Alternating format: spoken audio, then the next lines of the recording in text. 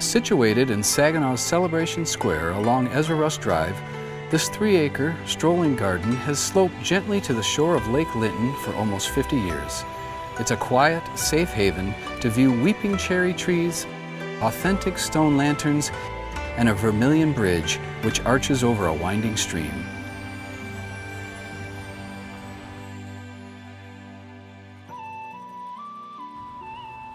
Hello, I'm Todd Michael Hall. Thank you for joining us. Today we're going to take you on a virtual tour of a genuine 16th century style tea house, along with its Ruri style tea room, which is the highlight of a 3-acre strolling garden. We'll also discuss the history of the tea house, which is highlighted by contributions of several artists and artisans and their unique process of Japanese carpentry.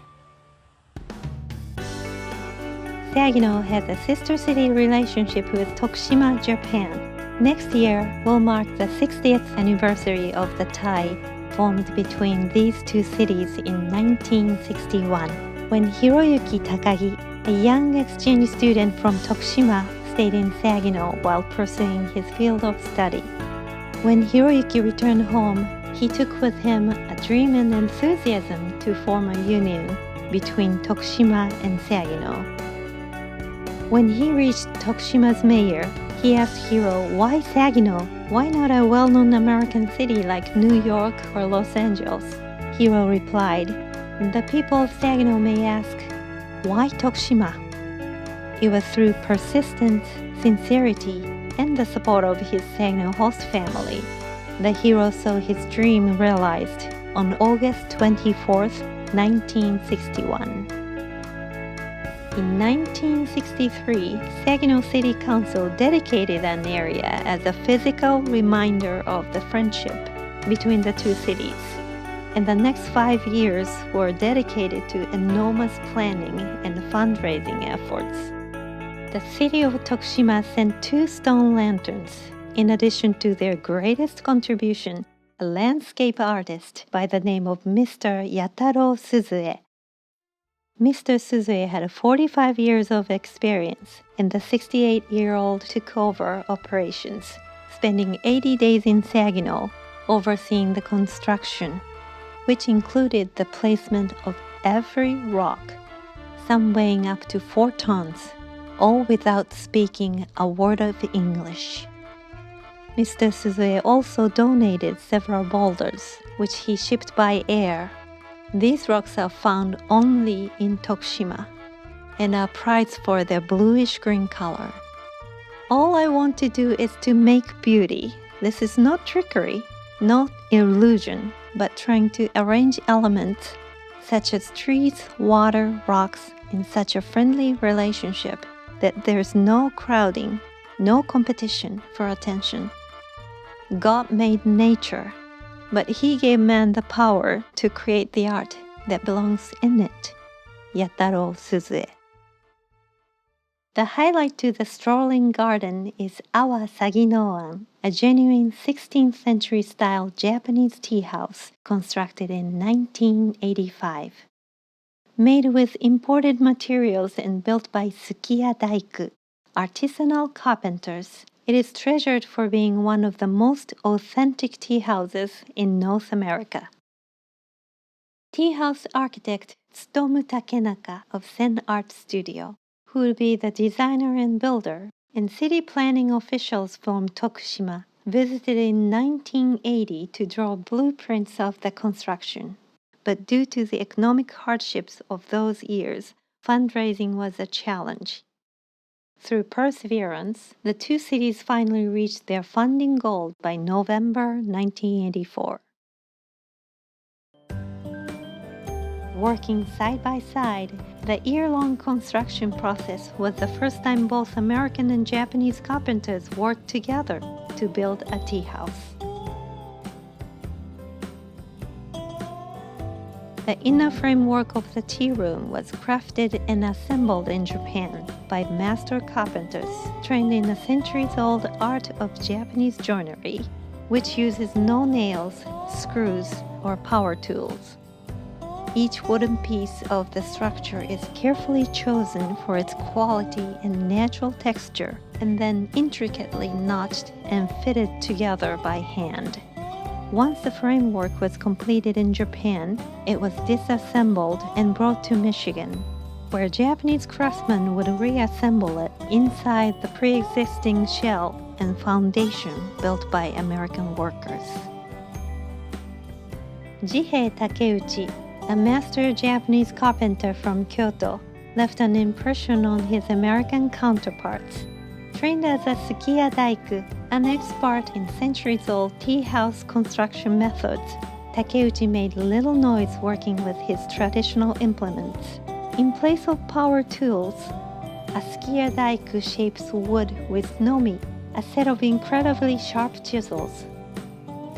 Insisting that harsh rubbing would kill the natural grain of wood, sukiya daiku like Takeuchi would not use sandpaper. Instead, a kebiki is used, which is a handmade plane which consists of a block of wood and a sharp piece of metal. Plane surfaces are far less porous than a sanded surface and can repel most of the moisture, so there's no need for varnish, stains, or any other coating. No paint or varnish is used since it would mask the natural beauty of the wood. Not only employing Japanese specialists, the tea house also utilized materials imported from Japan to make it truly authentic. From the Kitayama mountain of Kyoto came the finest Japanese cypress. Mud which was processed and sent from Shikoku Island plasters the walls. Traditional Japanese tatami flooring made of woven straw covers the tea room, and shoji paper screens filter the window's light. Even the stepping stones were carefully chosen in Japan and brought here. Mr. Takenaka would accept nothing but the best. If the materials were an eighth of an inch off, if the wood was too dark or too light, work would stop until suitable replacements were found, with Takenaka reaching into his own pocket for expenses. If I build some inferior quality building, then the American people will say, "Oh, so this is the Japanese standard. I don't want this to happen. I want to show my best."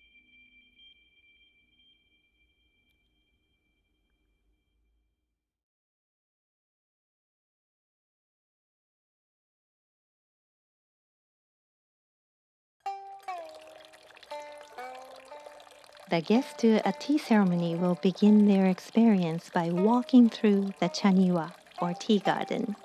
Like most Japanese gardens after the 12th century, the chaniwa contains few, if any, flowering plants. Evergreens and shrubs are preferred, as they tend to stay green all year long, symbolizing the longevity and wisdom of old age, revered in Zen. The guests will enter the garden through a bamboo gate called Nakamon. This gate is narrow, requiring visitors to enter one at a time, discouraging conversation.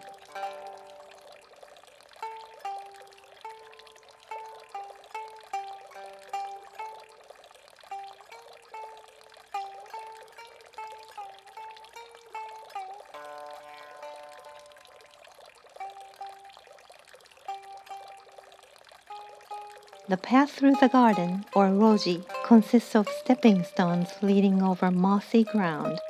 The attention required to step from stone to stone shifts one's thoughts from the outside world to the here and now. The Roji leads to a stone water basin called tsukubai. Here, the visitor finds a wooden ladle used to gather water pouring from a bamboo spout, or kake. Rinsing your hands and mouth at the tsukubai symbolizes purity, washing away trivial daily concerns and clearing the mind.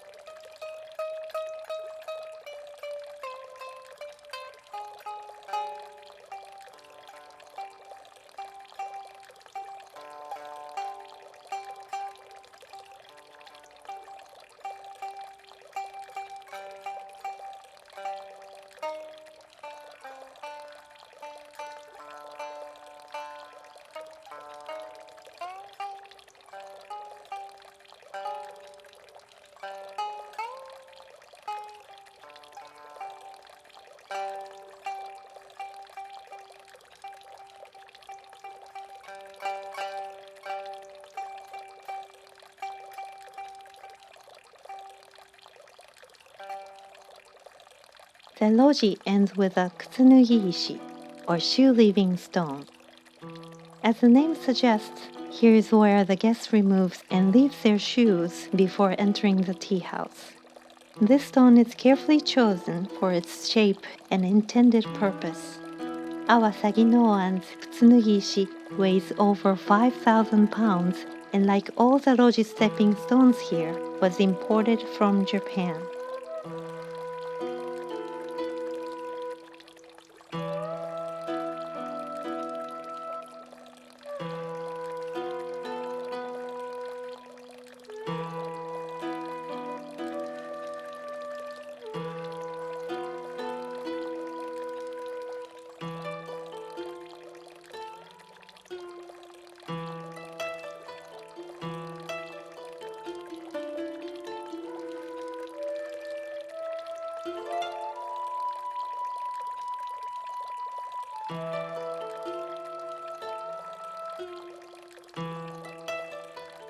Upon entering the tea room, guests move directly to the tokonoma, or alcove.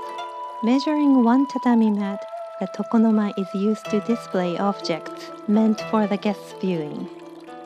Though their arrangement may vary, the items placed in a tea room's tokonoma are customarily a hanging scroll, flower vase, and an item for viewing.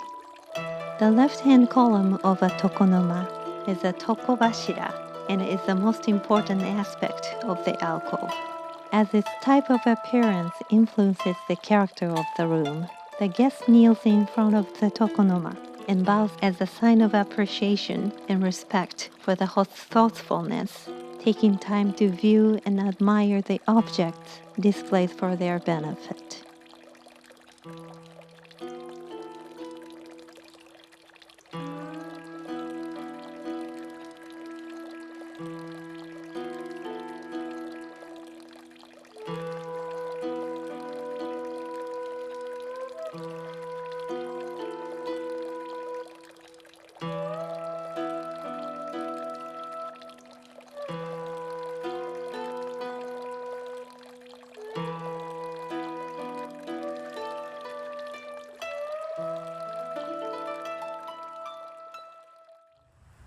I hope you enjoyed this special tour of Saginaw's treasured landmark. The Cultural Center's staff and volunteers are honored to care for the tea house and gardens, allowing the public to appreciate and enjoy the unique beauty and culture of Japan. We look forward to meeting you someday in person. Arigato gozaimasu.